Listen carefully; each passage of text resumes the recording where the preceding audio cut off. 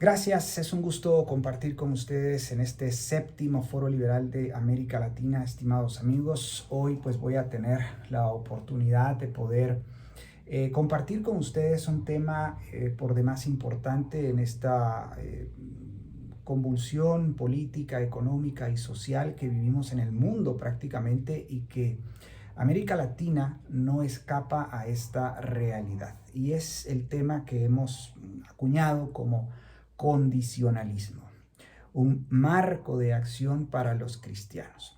Y es que vemos con mucha tristeza, con mucha preocupación, que en América Latina existe una tendencia muy marcada hacia el excesivo optimismo frente a la cruda realidad. De hecho, también existe, por otro lado, el extremo, digamos, de reacción, y es ese fatalismo que eventualmente nos conduce a la pasividad, a la indiferencia, a la indolencia por los problemas sociales en general, por los problemas económicos y los problemas políticos. Y bueno, partimos este análisis desde una teoría, prácticamente la teoría del pensamiento positivo, una teoría que viene gestándose desde mediados del siglo XX por un pastor, precisamente por un pastor cristiano de nombre Norman Vincent Peale, quien fue pues desarrollando prácticamente una especie de doctrina en torno al pensamiento positivo. De hecho, esta exposición que ustedes están escuchando la van a encontrar desarrollada en una serie de artículos que he venido publicando en las últimas semanas. Los pueden encontrar en el sitio web del Partido Fusionista, fusionista.gt, y allí pues van a encontrar varias referencias a artículos y autores donde se puede ampliar y profundizar el tema. Pero parto de dos artículos que me llamaron muchísimo la atención, y uno de ellos lleva por título Sonríe o muere, la trampa del pensamiento positivo, escrito por José de Segovia Barrón. Por cierto, este título refiere también otros libros, el libro de Bárbara Ehrenreich, que también escribe bajo un título, un libro de hecho bajo un título bastante similar. Y un artículo escrito por Tim Challies que lleva por título Falsos Maestros, Norman Vincent Peale, haciendo referencia a este pastor cristiano evangélico que, como digo, a mitad del siglo XX y parte de la última mitad del siglo XX, pues desarrolló toda esta doctrina y la fue combinando, digamos, con la fe cristiana, ¿no? En una especie de sincretismo que, por cierto, tuvo muchísimo éxito en Estados Unidos, principalmente. El problema, estimados amigos, es que en América Latina existe pues alrededor de un 80% de cristianos o gente que se autodenomina cristiana. Y nosotros hemos visto que mucha de esta gente ha caído en la trampa del optimismo excesivo frente a la realidad, que eventualmente es dura y cruel.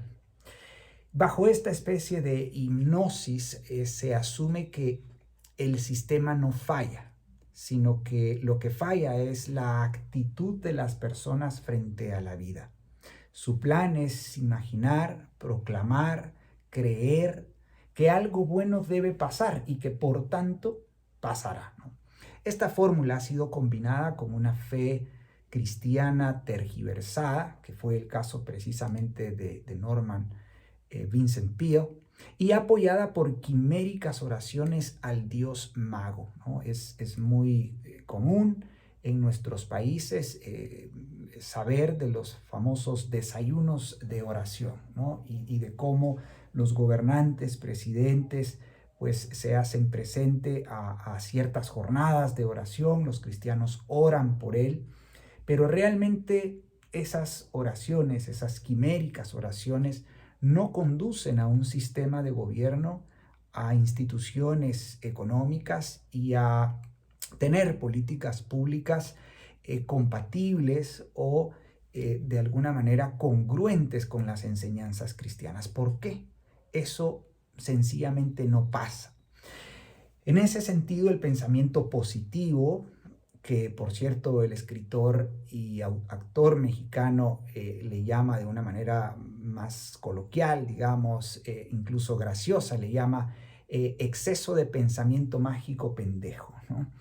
Ese exceso de pensamiento mágico ha sido convertido en un método de control social, prácticamente en un arma política, utilizado por las izquierdas de diversa gama, pero también por ciertos actores de la derecha, principalmente la derecha mala, que ha utilizado la fe cristiana de los ciudadanos como anzuelo para capturarles en las votaciones o en las elecciones, ¿no? Y es que, pues básicamente engañan a la gente con soluciones del tipo, sé un emprendedor, alcanza el éxito, ¿no? Cuando en realidad no son conscientes, o tal vez lo saben, pero no quieren ser honestos, que bajo este sistema, el sistema estatista que prevalece en todos los países de América Latina, en algunos de manera más acentuada ya recientemente, pues no hay emprendedor que pueda escalar a gran corporación, ¿no? Los emprendedores pues prácticamente inician estos pequeños negocios, pero no hay las condiciones para que esos pequeños negocios se conviertan en grandes empresas. No obstante, pues ese pensamiento positivo que subyace al mensaje de muchos candidatos, gobernantes, presidentes y actores politiqueros, pues prácticamente engaña a la gente. El pensamiento mágico es anticristiano. Ese exceso de optimismo es anticristiano, pues la Biblia enseña que la fe no viene de nosotros mismos, sino de Dios. La esperanza cristiana, que es muy diferente al pensamiento mágico, implica en primera instancia admisión de la realidad, la aceptación de la realidad tal cual es, pero sobre todo confianza en que pase lo que pase, si hacemos lo correcto y nuestra oración es conforme a la voluntad y a la soberanía de Dios, pues Él nos ayudará a cargar nuestra cruz, ¿sí? Una cruz que puede ser pesada, una cruz que puede doler incluso, ¿no? En este sentido es importante que empecemos a pensar en renunciar al exceso de optimismo, a ese exceso de pensamiento mágico pendejo, o incluso a la reacción contraria, a ese fatalismo que nos conduce a la pasividad, a la indiferencia, a la indolencia y a prácticamente a cruzarnos de brazo esperando que algo pase porque algo tenga que pasar, ¿no? En ese sentido, el condicionalismo pues implica la generación, el esfuerzo por crear las condiciones para combatir la injusticia, la opresión, el desorden, el caos, la violencia, la ignorancia que tanto golpea a nuestra región. Implica, por tanto, entonces una proactividad, pero una proactividad inteligente, sensata y por sobre todo apegada a las enseñanzas cristianas. Y es por eso, amigos, de que haciendo el análisis de este tema que a mí pues me ha parecido muy interesante y que pues muy especialmente gracias al profesor Alberto Mansuetti nos ha ayudado a advertir y principalmente a alertar a los cristianos principalmente, ¿no? de esta situación para no caer en esta trampa. Pero esto me ha llevado a explorar y a profundizar más mis conocimientos en materia de teología y de cristianismo, ¿no? Y es que el condicionalismo me hizo reconocer la importancia de la soberanía de Dios.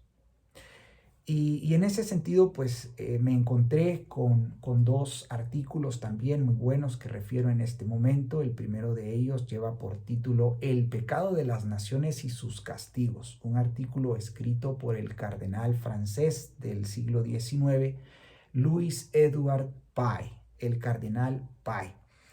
Un artículo que me pareció realmente brillante, voy a reproducir algunos textos en este momento, pero también otro artículo muy bueno que invito a leer que lleva por título El bautismo de las naciones, escrito por el profesor y politólogo argentino Alberto Mansueti, ¿no?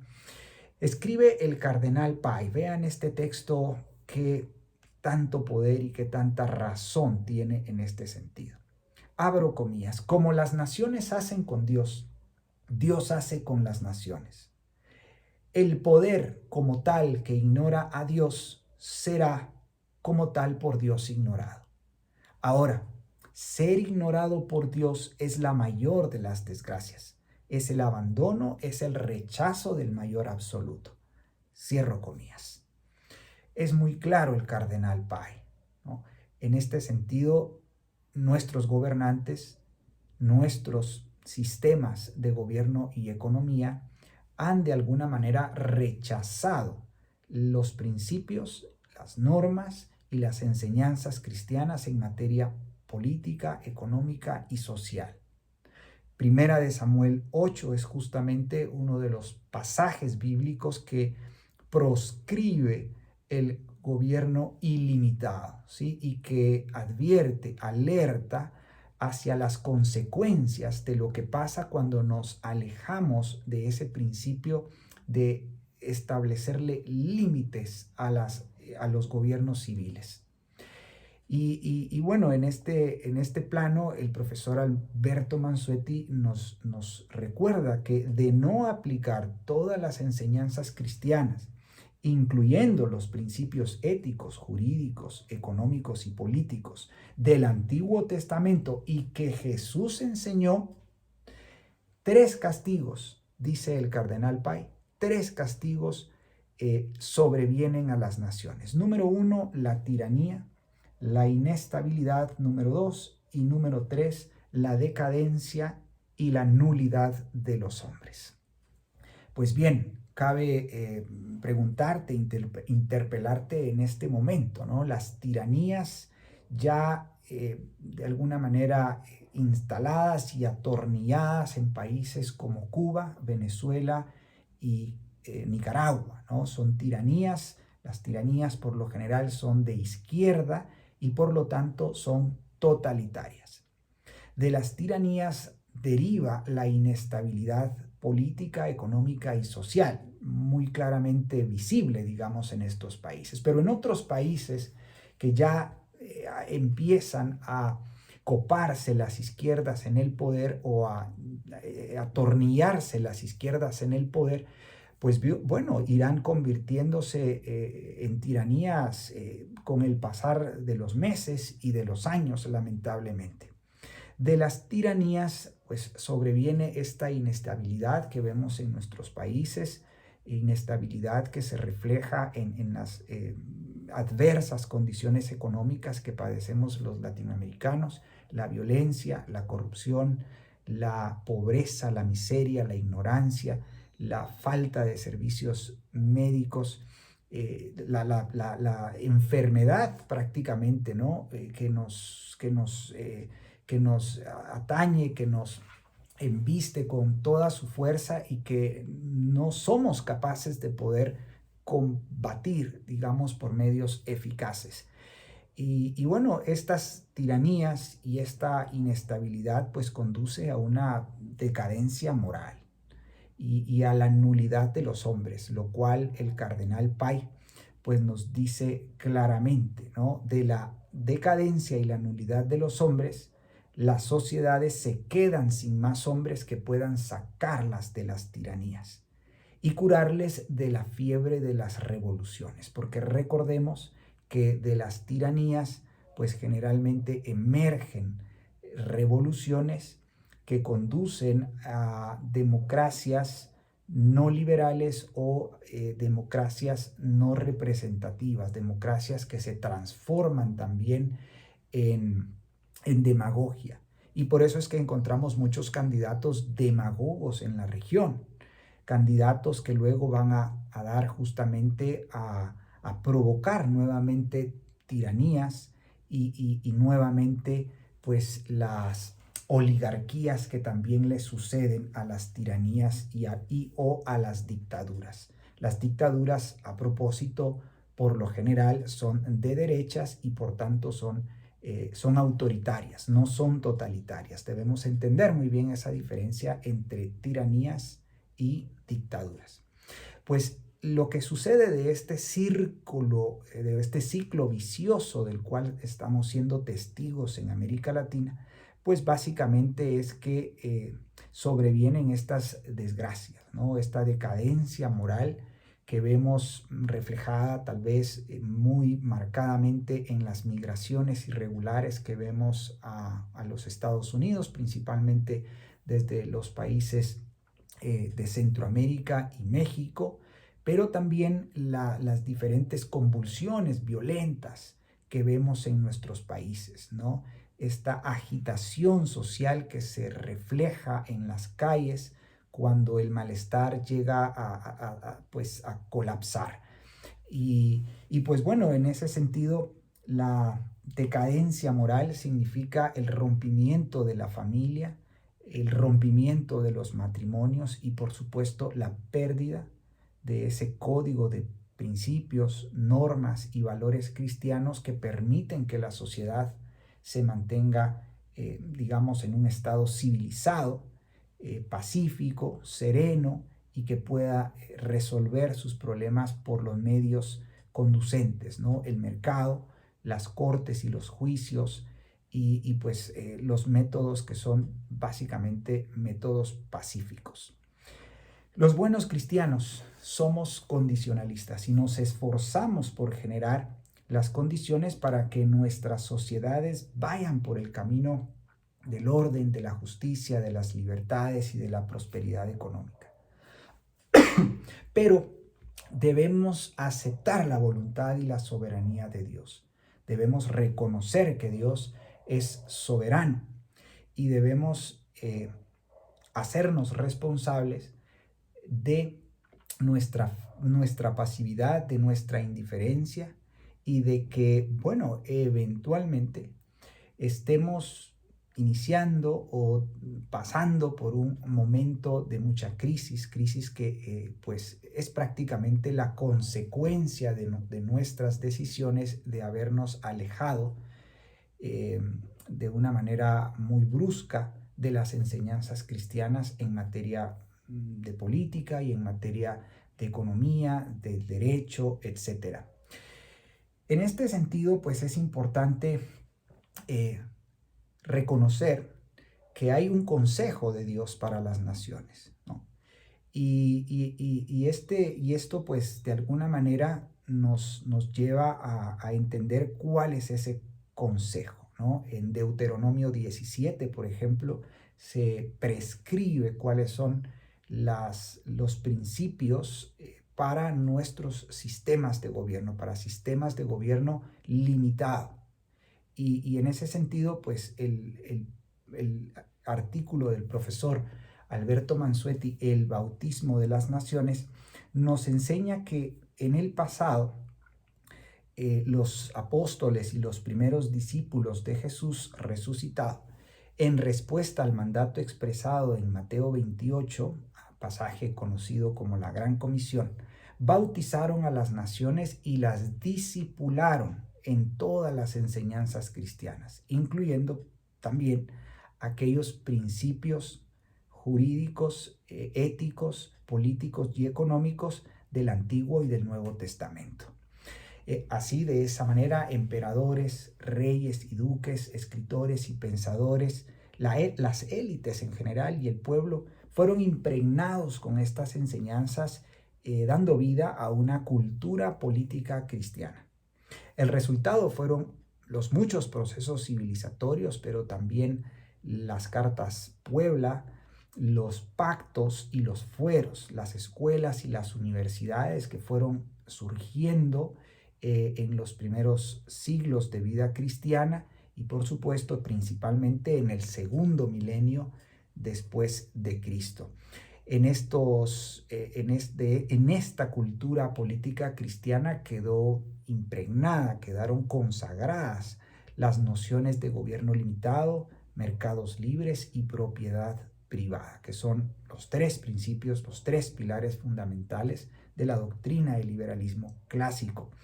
Los buenos cristianos, entonces, como reitero, pues debemos retomar nuestra responsabilidad de ser sal de la tierra y luz del mundo, y esforzarnos por crear las condiciones para que nuestros gobiernos se vuelvan al consejo de Dios para las naciones, conscientes de que Él en su soberanía podría no levantar su justo castigo a las naciones rebeldes, a aquellas naciones que se han alejado, que han rechazado las enseñanzas cristianas para el sistema político, económico y social. Pero con la certidumbre, como se lee en 1 Corintios 15, verso 58, con la certidumbre de que los esfuerzos que realizamos por Él no serán en vano. Esto es muy importante, estimados amigos, porque nos invita no a caer en la trampa del pensamiento positivo, en el exceso de pensamiento mágico, sino pues ser conscientes de la realidad, una grave realidad que hoy por hoy pues amenaza con llegar a la mayor de las desgracias, como lo dice el cardenal Pay, ¿no? Esta decadencia moral que hace que perdamos los principios y los valores cristianos y que pues prácticamente perdamos todo vínculo y toda posibilidad de generar bienestar, paz, orden, justicia, libertades para la gran mayoría de las personas en América Latina. Insisto, este posiblemente sea un fenómeno global, pero tal vez más acentuado en Occidente, ¿no? Donde pues se han arraigado, se arraigaron en el pasado estas enseñanzas cristianas en nuestros pueblos y en nuestras naciones. Es importante entonces referirles en este momento el más reciente libro del profesor Stephen Perks, a quien pues hemos escuchado en una de las conferencias de este séptimo Foro Liberal de América Latina. El libro lleva por título justamente Discipulando las Naciones, ¿no? Y el profesor Perks en este libro pues nos invita a entender correctamente ese mandato de Cristo resucitado que se plasma en Mateo 28, ¿no?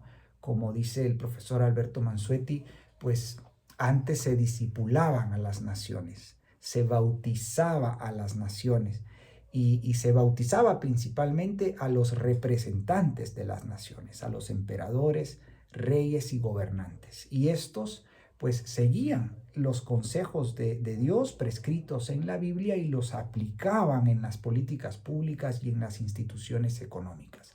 De allí derivan los límites al gobierno civil, de allí deriva la no intervención de los gobiernos en la economía, en las esferas privadas de las personas en general, ¿no? En la familia, en las iglesias, en la educación, en la cultura, en la banca, en las finanzas.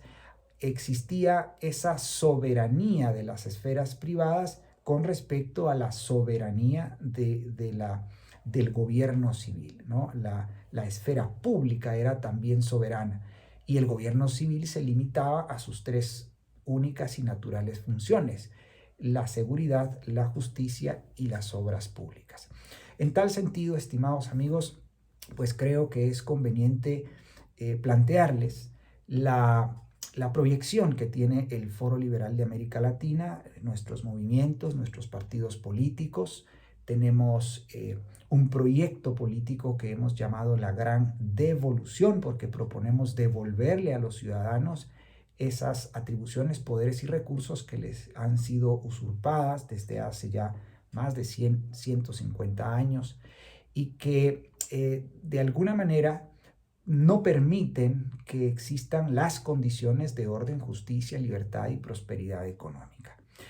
La Gran Devolución, por tanto, en un primer paso propone rescindir parcial o totalmente los acuerdos, protocolos, pactos y convenios internacionales que nuestros países han firmado, principalmente en el marco de la Organización de Naciones Unidas y sus agencias, Proponemos tomar distancia precisamente de esas agencias y de otras agencias y organismos supranacionales como el Fondo Monetario Internacional y Banco Mundial, que nos chantajean y nos tienen amarrados a la deuda, a las deudas exorbitantes o a los préstamos que tienen en nuestros países para cumplir aquellas funciones que no les corresponden.